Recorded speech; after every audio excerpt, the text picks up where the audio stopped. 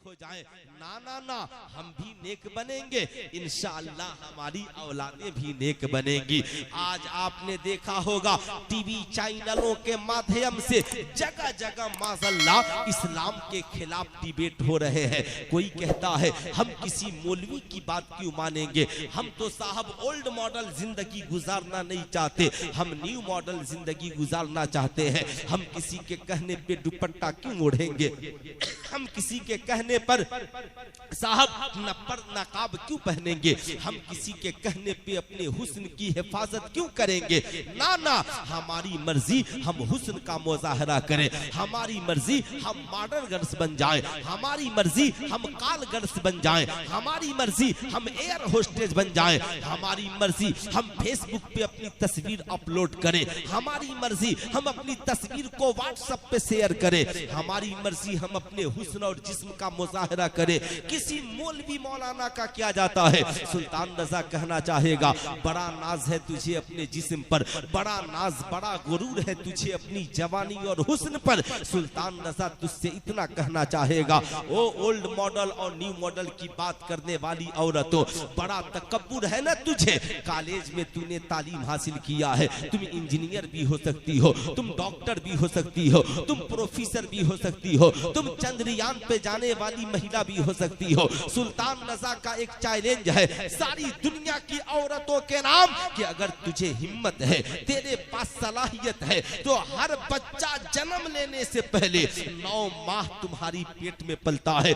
जो बच्चा तुम्हारी पेट में पल रहा है उसे दुनिया में जन्म देने से पहले एक काम कर, तुमने जो पढ़ा है उसे पेट में पढ़ा दे, तुमने जो पढ़ा है उसे पढ़ा दे। कहेगी मौलाना तुम्हारी खोपड़ी खराब है, ऐसा कहीं होता है बच्चा पेट में पढ़े। अरे नहीं साहब, बच्चा पैदा पहले होता है, 3 साल के बाद वो बोलना शुरू करता है, पढ़ना शुरू करता है, 16 साल की उम्र में मैट्रिक पास करता है, 18 साल की उम्र में इंटर करता है।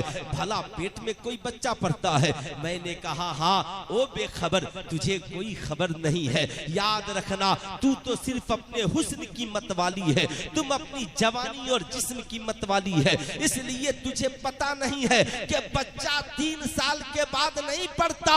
कौनैन के ताजेदार ने आज से 1450 बरस पहले फरमाया, उतलुबुल इल्मा मिनल महद इलल लहद, इल्म हासिल करो माँ की गोद से लेकर कब्र की मंजिल तक। अब मुझे ठहर कर कहने दो, जिन औरतों ने कहा हमारा जिस्म हमारी मर्जी, हमारा हुस्न हमारी मर्जी, हमारी जवानी हमारी मर्जी, उन औरतों ने बच्चों को पेट में क्या, बच्चों को सही से गोद में भी अच्छा किरदार न सिखाया।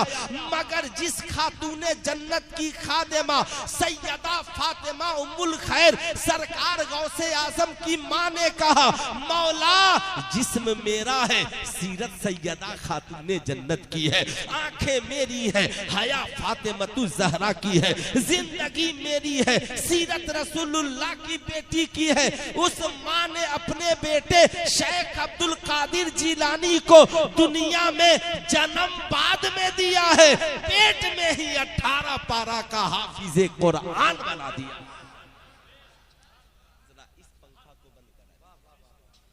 इसको सिर्फ बंद करा दीजिए। पेट में ही 18 पारा का हाफिज़े कुरान बना दिया है।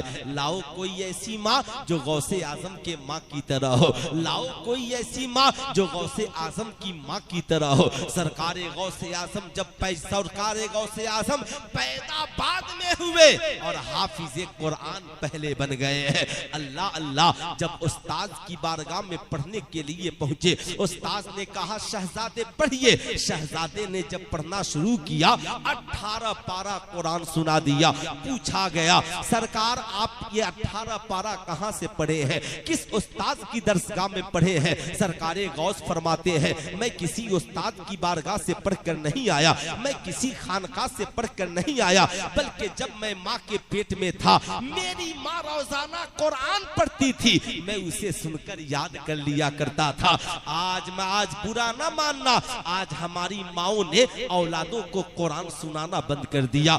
आज हमारी माओ ने औलादों को आजान सुनाना बंद कर दिया। आज हमारी माओ ने औलादों को कुरान पढ़ाना बंद कर दिया। हमारे घर टीवी की नगमों से आबाद हो गए, हमारे घर सीरियल और प्रोग्राम से आबाद हो गए। हमारी माओ बहनों की जिंदगी वाबास किस्म की औरतों के किरदारों कैरेक्टर से आबाद हो गई। नतीजा ये निकला, गौस का फातिहा तो है मगर गौस का किरदार हमारी जिंदगी में नहीं है। आला हजरत का उर्स तो है मगर आला हजरत का कैरेक्टर हमारे घरों में नहीं है। बुजुर्गों के आरास और उर्स और फातिहा की तकरीबें तो हमारे घरों में है मगर उनका किरदारों कैरेक्टर से हमें कोई वास्ता नहीं है। इसलिए मैं आपसे कहूंगा, आप जब घर जाओ ना, सरकार गौसे आजम के फातिहे की महफिल सजाओ ना, बीवियों को भी बैठाओ, बेटियों को भी बैठाओ, बेटों को भी बैठाओ और बैठाकर सरकार गौसे आजम की मिलाद पढ़ो, सरकार गौसे आजम की विलादत का जिक्र करो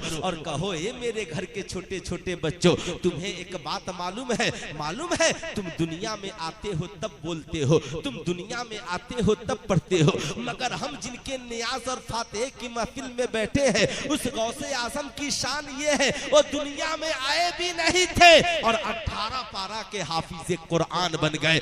आपके घर के छोटे छोटे बच्चे और बच्चियां आपसे पूछेंगे, अब्बा हुजूर कैसे बन गए?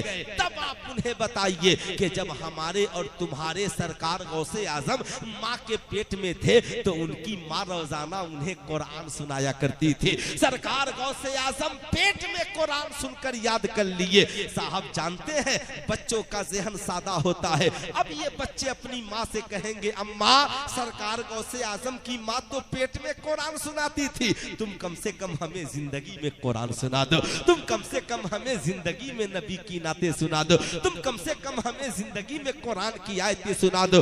आज भी हमारी कौम की माएं अगर बच्चों को कुरान सुनाने लगे तो इंशाअल्लाह हमारे आंगन में गौसे आजम नहीं गुलामे गौसे आजम तो जरूर जन्म लेंगे। बोलिए, ऐसा होना चाहिए कि नहीं होना चाहिए? होना चाहिए ना। जाहिर सी बात है, आप जरा सा सीने पे हाथ रख कर के ये सोचे कि साहब आज हम कहाँ पे जीवित हैं, कहाँ पे जिंदा हैं। साहब आज हमारे ज़मीर का क्या हाल है, आज हमारा ईमान किस कदर कमजोर हो गया है, हम किस कसौटी पे चल रहे हैं। आपको हाथ रख करके सोचना होगा। इसलिए साहब याद रखने की जरूरत है, आज हम अपनी जिंदगी को सरकार गौसे आजम की सीरत से आबाद करें, हमारी माएँ उनकी वालदा की सीरत से अपनी जिंदगी को आबाद करें। आप बुरा ना मानिएगा, आज आपने देखा होगा साहब अक्सर बच्चे हमारे स्कूलों में पढ़ते हैं, कॉलेजों में पढ़ते हैं। जब आप स्कूल की किताबों को पढ़ेंगे, ज्योग्राफी या हिस्ट्री की किताब पढ़ेंगे तो आपको कभी रविंद्रनाथ टैगोर को पढ़ाया जाता है, कभी पंडित जवाहरलाल नेहरू को पढ़ाया जाता है, न जाने किन की जीवनी और जिंदगी को पढ़ाया जाता है, एपीजे अब्दुल कलाम को पढ़ाया जाता है। जानते हैं क्यों? ताकि बच्चे एपीजे अब्दुल कलाम की जिंदगी को पढ़कर साहब साइंटिस्ट बनने का सपना साकार कर सके। मैं कहूंगा आप भी चाहते हैं आपकी औलादे मुत्तकी और परहेजगार हो तो इन्हें वलियों की जिंदगी पढ़ाइए, इन्हें गौसो ख्वाजा की जिंदगी पढ़ाइए, ताकि आपकी औलादों के अंदर भी तकवा आए, आपकी औलादों के अंदर भी परहेजगारी हो, आपकी औलादों की जिंदगी भी लाजवाब हो जाए। लेकिन साहब आज किसे फुर्सत है, कौन पढ़ाएगा, कौन इन बातों को छेड़ेगा? आप जरा सा सीने पे हाथ रख करके सोचे, आज हमारे पास मुसल्ला बिछाने वाली माएँ नहीं है, आज हमारे पास रात को शब्बेदारी करने वाले वालिदैन की भी कमी है। जाहिर सी बात है, समाज में निखार कैसे पैदा होगा, समाज को कैसे संवारा जाएगा? सरकार गौसे आजम अमीरों के सामने